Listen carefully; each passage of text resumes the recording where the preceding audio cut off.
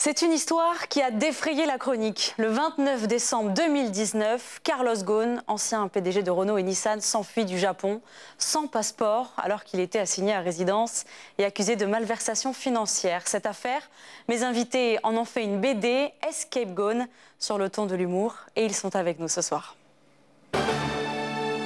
En librairie depuis le 17 octobre dernier, Escape Ghosn raconte l'évasion la plus effrontée du siècle. Avec moi sur ce plateau, Marwan Abdouhanna. Bonsoir. Bonsoir. Vous êtes le directeur de la maison d'édition Samir qui publie cette BD, mais c'est vous qui en avez eu l'idée. Nous allons y revenir d'ici quelques instants. Nous sommes aussi en ligne avec Michel Stanjowski, scénariste de cette BD, et Mohamed Kretem, l'illustrateur. Merci à vous deux d'être avec nous, d'être en ligne ce soir. Alors Marwan, cette histoire, elle date d'il y a 3 ans. Est-ce que vous pouvez nous rappeler, nous raconter cette fameuse évasion?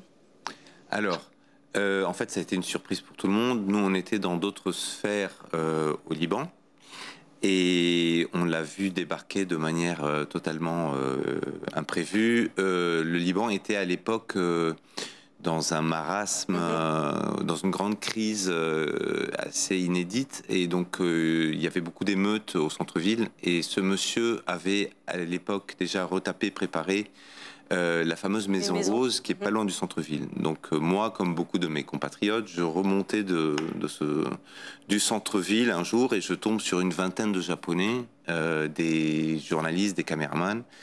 Et comme beaucoup de gens du quartier, j'étais étonné de les voir là, et on a compris ensuite qu'en fait il était rentré au bercail. Rentré au Liban. Et moi, en tant qu'éditeur, ça a tout de suite fait tilt, et l'idée de la bande dessinée est née comme ça, dans la rue, en regardant sa maison et en comprenant qu'il était là. Alors en novembre 2018, Carlos Ghosn est arrêté par les policiers japonais pour des accusations de malversation financière, 110 jours d'incarcération, assignation à résidence ensuite, passeport confisqué. Pourtant, il réussit à s'échapper dans cette malle d'instruments de musique. On en a parlé partout.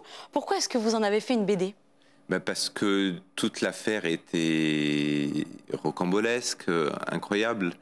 Et voilà, on voulait, comment dire, on voulait mettre l'accent un peu sur ce comique de situation, sur toute la drôlerie qui ne ressemble pas au personnage, en fait. Notre bande dessinée est une docu-fiction qui a en fait pour objectif de montrer comment ce monsieur qui était le patron le mieux payé de France, le magnat de l'automobile, est devenu en quelques jours le fugitif le plus recherché du monde, et surtout le champion de l'escape game. Et voilà, donc ça nous a fait sourire comme beaucoup de gens, et on avait envie de se saisir de cette affaire.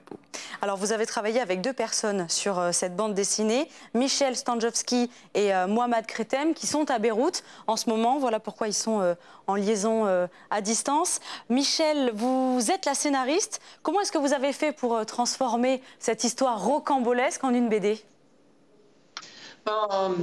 Quand Marwan m'a proposé de participer à cette aventure, j'ai d'abord dit non, parce que ça ressemble si peu à ce que je fais d'habitude, que je ne me voyais pas du tout, mais alors pas du tout, passer 1 an à travailler en pensant à ce monsieur, à Carlos Ghosn. Et puis, ils m'ont très vite convaincu. En fait, l'équipe m'a assez vite convaincu, parce qu'on m'a expliqué que j'aurais une liberté de ton quasi totale, et que donc je pourrais m'amuser. Et pour moi, ce personnage ne peut m'intéresser que qu'en tant que personnage de BD.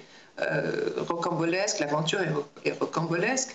Et j'ai tout de suite vu le potentiel grotesque, quelque part, du personnage. Et le transformer en personnage, au fait, tout de suite paru assez vite. C'est pour ça que vous avez rajouté une touche d'humour ? Parce qu'elle est très marrante, cette bande dessinée. Je ne le voyais absolument pas autrement que drôle. Et d'ailleurs, avec toute l'équipe, on s'est tout de suite entendu sur ça. Ça ne pouvait être que drôle, ça ne pouvait être qu'humoristique.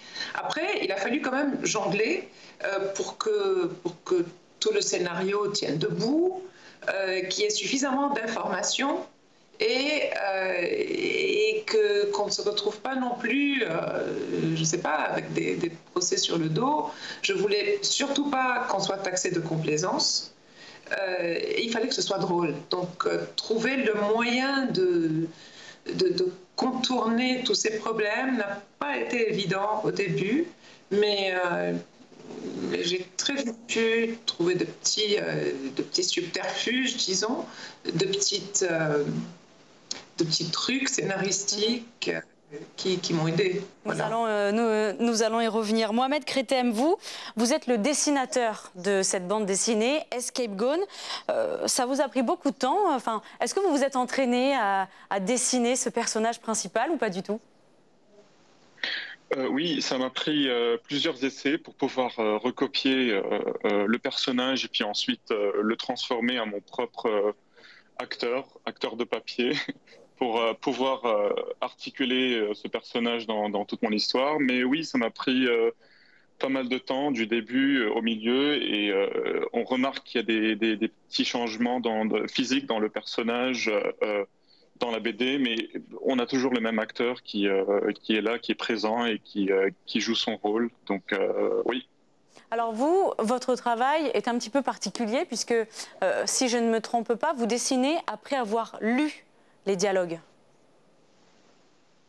C'est vrai, et en même temps, je me laisse faire des croquis en découvrant le scénario. Donc c'est ce que j'ai fait. Je pense que ça doit être la première étape du travail. C'est là où je me suis mis à ma table à dessin, en train de découvrir le scénario et puis construire un peu des vignettes au fur et à mesure de l'histoire, et puis repasser dessus et voir comment on peut donner une scène beaucoup plus riche et beaucoup plus attirante. Donc oui, c'est les étapes du processus.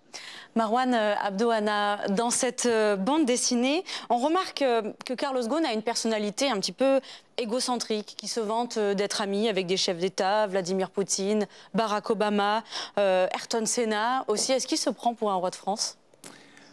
Pour un empereur. Ou pour un empereur, oui.